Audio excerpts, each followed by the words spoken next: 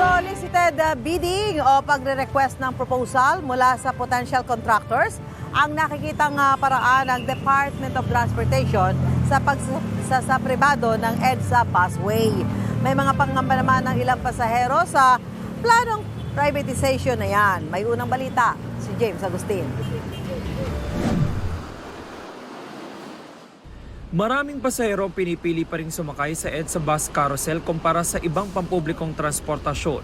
Halos walang patid ang dating ng mga pasahero sa Monumento Station kaninang pasado alas 5 ng umaga.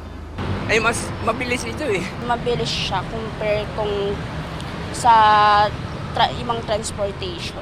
Mas mabilis siya kaysa sa ibang bus kasi ito may sariling lane na to eh. Sa ngayon, gobyerno nagpapatakbo sa EDSA busway, pero balak na itong isa pribado. Kung si Department of Transportation Secretary Jaime Bautista ang tatanungin, mas magandang idaan sa solicited bidding ang privatization. Si Mang Nolasco na 5 beses kada linggo sumasakay ng EDSA carousel, hindi pabor sa pagsasapribado nito. Gusto ko sa gobyerno pala yung mag-manage. Maganda. Kasi ang gobyerno, may control sila. Kasi kung private, paano? Silang mag-manage lagi. Magtaas ng pamasahe, kawawa yung mga pasahero na araw-araw pumasok.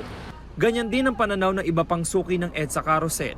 Kung ipa-private siya, mas tataas yung pamasahin para sa mga commuters. So kung tataas yung pamasahe per commuters, mas dadagdag siya dun sa budget ng mga commuters. So I think mas maganda kung for public transportation siya. At least, ma-afford siya. Mahirapan din yung iba eh. Bakit itong pagtaas ng pamasahe, lalong bumigat yung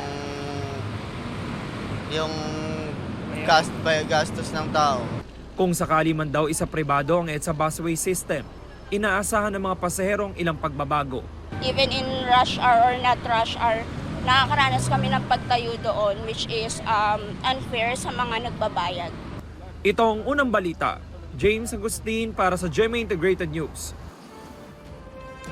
Mga kapuso, para una ka sa mga balita, mag-subscribe sa GMA Integrated News sa YouTube. Sa mga kapuso abroad, subaybayan niyo po kami sa GMA Pinoy TV at sa www.gmanews.tv.